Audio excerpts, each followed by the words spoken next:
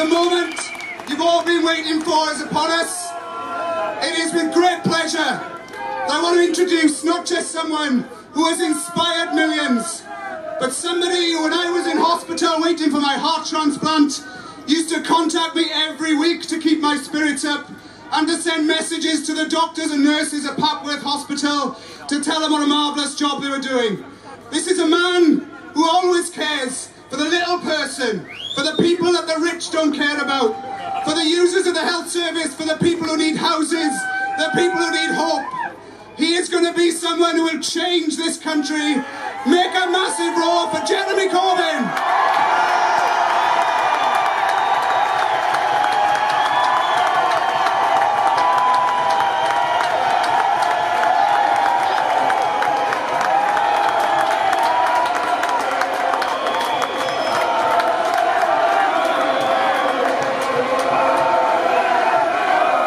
Thank you. Thank you. Thank you. Thank you everyone for being here today. Thank you all those that organised today's event. Can we say thank you to all of those volunteers that did so much to put this event on? And thank you to all of the unions that helped to finance it and support it and mobilise for this event. And I want to say a personal huge thank you to Mark Sawatka and his wonderful new heart.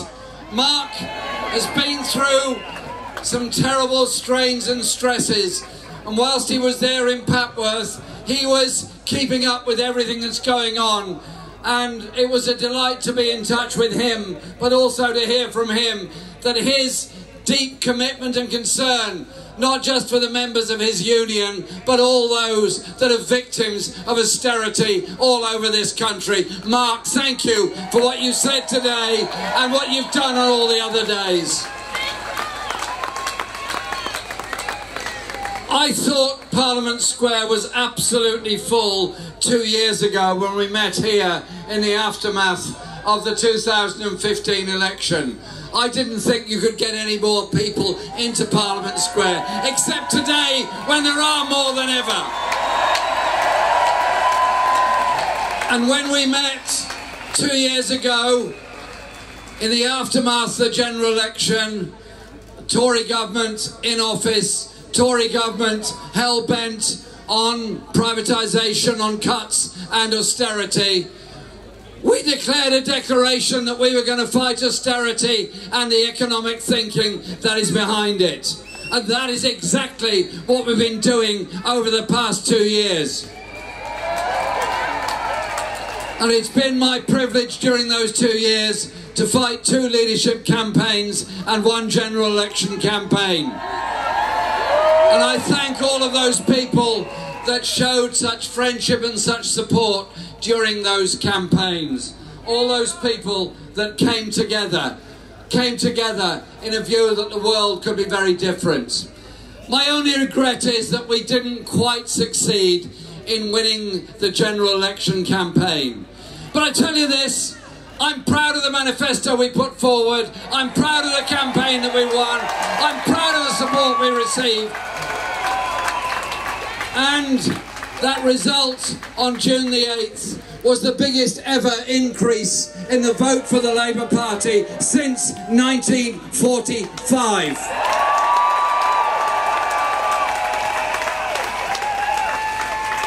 And a campaign that was written off at the beginning by the commentariat, by the broadsheet newspapers, by most, not all, but most of the tabloid newspapers, written off as a walk in the park for the Tories. Something happened.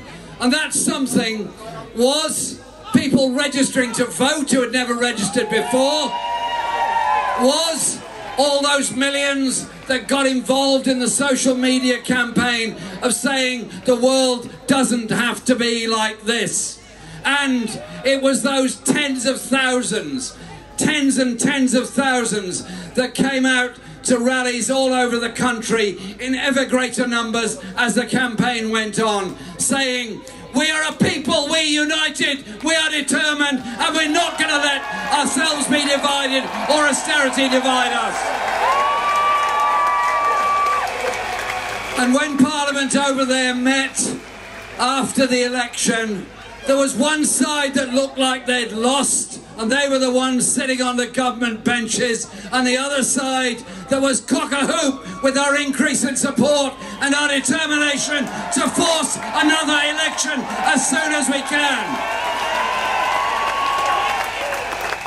Because, for all their bluster, the fundamental issues simply do not go away. In Britain, 6 million people earn less than the living wage. 4 million children are living in poverty. 4 million people are also living in fuel poverty. 1 million access points a year to food banks all over Britain, including people working in the public sector. And whilst the Tories might think they've stitched up a cosy deal with the DUP, which suddenly values every DUP MP at 100 million a year, more than any Premiership footballer. And if you'd seen them playing football, you would not offer 100 million for any of them, or even all of them. And that cosy deal put together in order to do what? Vote down the Labour proposal that we end the public sector pay cap. And so I say to any public sector workers in Northern Ireland or anywhere else, don't have any illusions in these people. When they started the austerity programme, they meant it, and they meant it to carry on, and carry on with a growing gap between the richest and poorest in our society, with a growing impoverishment of those at the bottom, a growing underfunding of local government, health, education, and all the other things that we all need in a civilised society. If you drew a map of Britain and coloured in with red all the poorest parts of the country, and overlaid it with another map of those that have had the biggest cuts in public expenditure, whose local authorities have been bled dry, one would obliterate the other. The austerity programme is brutal and selective to the poorest people and the poorest parts of our communities. And if ever there was an object lesson about what austerity really means and what poverty really means in Britain, look at the disaster of Grenfell Tower. Not one of those people need or should have died. Every single one of them could and should have been protected. But somewhere along the line, there was a whole system that led to them living in a fire trap. I take my hat off. I take every salute possible given to the fire brigade, the ambulance workers, the paramedics and the police who went in there to try and save life. They went in with incredible bravery because of their determination to save life in that desperate towering inferno. A towering inferno where the poor died in the richest borough in Britain. It's simply wrong. And the hypocrisy, and the utter hypocrisy of government ministers and others who queued up in the chamber over there in the House of Commons to heap praise on the emergency services the following day to cut their wages by refusing to lift the pay cap. The hypocrisy is absolutely unbelievable. But the election campaign showed something else. 2 years ago, we were looking for an alternative to an economic strategy which essentially said that the financial crisis of 2008 has to be paid for by balancing the books on the backs of the poor, most vulnerable and most needy in our society. This election campaign said something very, very different. John McDonnell spoke earlier and set out the kind of alternative economic agenda that does increase taxes for the top 5%, that does increase corporate taxation in order in order to change the life chances of the majority of people in this country. A society that wants to succeed and be at ease with itself would invest more in the life chances of our children, starting with the very youngest, so that those not yet old enough to go to school get at least 30 hours a week in a good environment, playing together, learning together, socialising together, growing up together, getting that message of what a community can be like. And those, when they go on to primary school, not being in oversized and supersized classes, those in primary school getting a decent school meal, getting teachers they need, getting the education they need in the space they need, and their head teachers not stressed out by trying to collect money from the public to balance the school books. An intelligent society would invest in our education and all of our children, not cut them and not stress out our teachers and our children. And you know what? Education is about learning, of course. It is about safety, of course. It is about being in a secure environment, of course. But it's also about giving our children, giving our community the space to imagine, the space to enjoy, and the space to play music and art. And that's why I'm so determined that we will invest in arts and culture education in the future with a pupil arts premium.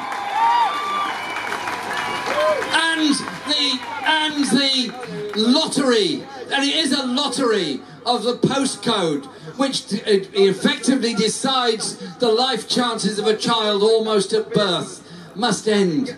How is it that we're deciding the life chances of a child at 2, 3 and 4, knowing which ones are likely to end up in university and which ones are not? It means spending public money in all parts of the country, not denying the chances in the poorest, often post-industrial areas of Britain. And for older children who want to go and get an apprenticeship, want to go on and achieve in life their skills, their ambitions, their dreams, so many of them are foiled in that because they can't afford it. Foiled by college fees, foiled by the loss of EMA, foiled by the huge university tuition fees that they're being charged. I say instead, tax the corporates that we can educate the young.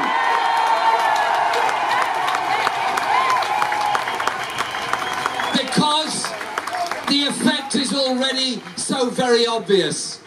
Fewer and fewer young working class students applying to go to university, more and more dropping out. Universities once again returning to the elitism they were many, many decades ago, before there was a degree of enlightenment in attitudes. And so I simply say this: why can't we do what so many other societies do? Invest in our young people, invest in our future, invest in their hopes, not saddle them with debt at the end of it.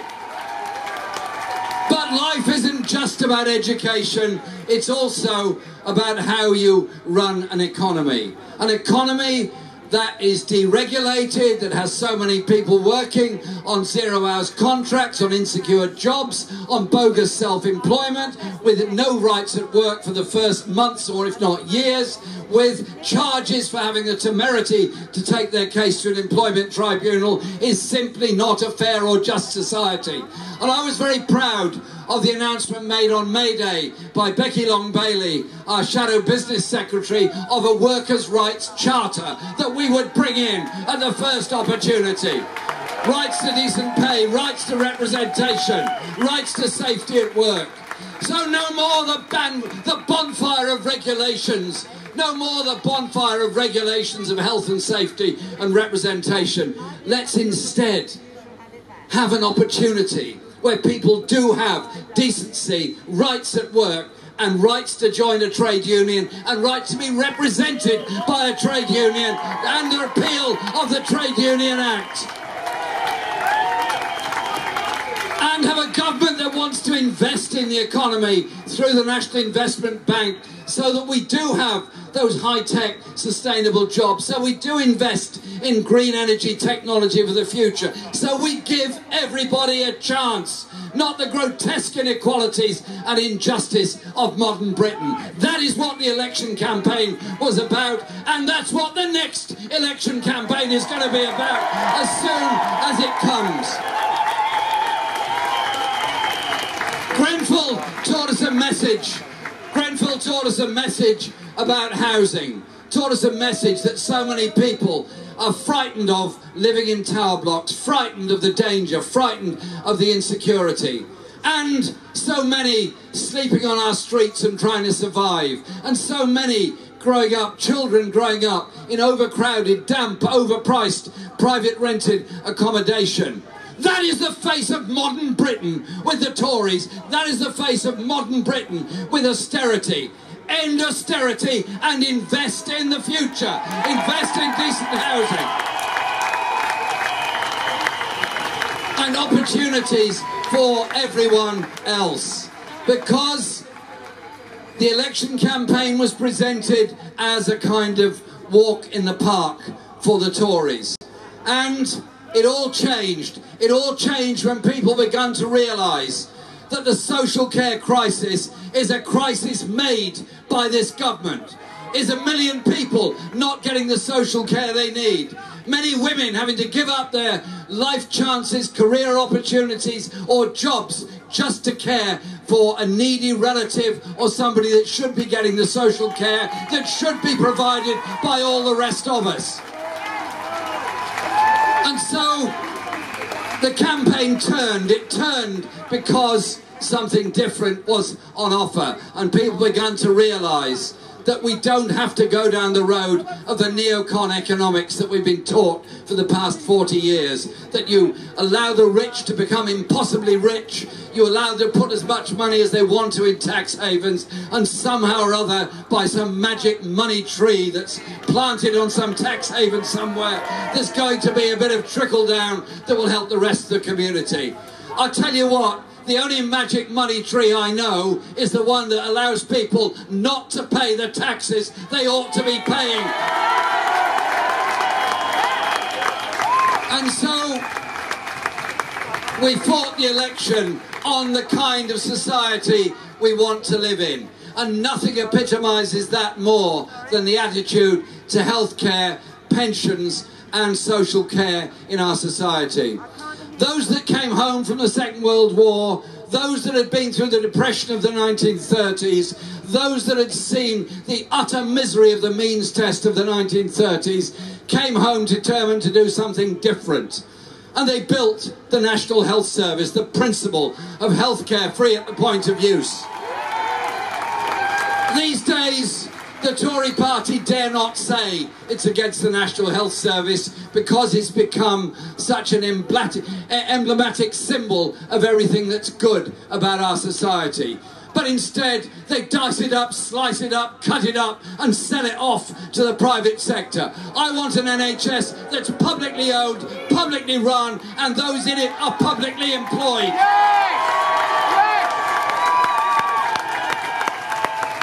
So that health inequality is also challenged. Take a bus ride across any major city anywhere in Britain. Life expectancy gets lower and lower the poorer the area you are, and higher the richer the area you're in. Surely our health service must work for all and give everyone a decent chance to recover from conditions and illnesses, but also a society that tackles injustice and inequality at its root and at its core. And so, I leave you with this message today. We will fight for a Brexit from the European Union that protects jobs, living standards and workers' rights. We will fight to protect the rights of European nationals living here so they get full rights, and we will develop that partnership of the future. We will also campaign for an international system and a foreign policy that puts human rights, environmental justice and democracy at the heart of a foreign policy that is based on human rights and justice. But above all, I simply say this: I simply say this. Those that stood before us to gain us the right to vote, to gain women the right to vote, to gain a degree of social justice in society, that walked the walk to support the miners during the great miners' strike of 84, 85, those that stood for justice on so many occasions, eventually are vindicated. Vindicated in the way the Hillsborough families have been vindicated, vindicated in the way that so many others have been. And what this election campaign, this anti-austerity movement, this current mood in British politics has done is unleashed the ideas and the imagination, unleashed that day-to-day conversation on every street corner, every cafe and every pub of how differently this country could be run. The Tories are in retreat. Austerity is in retreat. The economic arguments of austerity are in retreat. It's those of social justice, of unity, of people coming together to oppose racism and all those that would divide us that are the ones that are moving forward. This is the age of imagination. This is the age in which we will achieve that decency and social justice that we all crave. That is what brings us here together today. That's what keeps us here together today, and that will take us forward in the future to build that better society that we want for our children and all those that come afterward.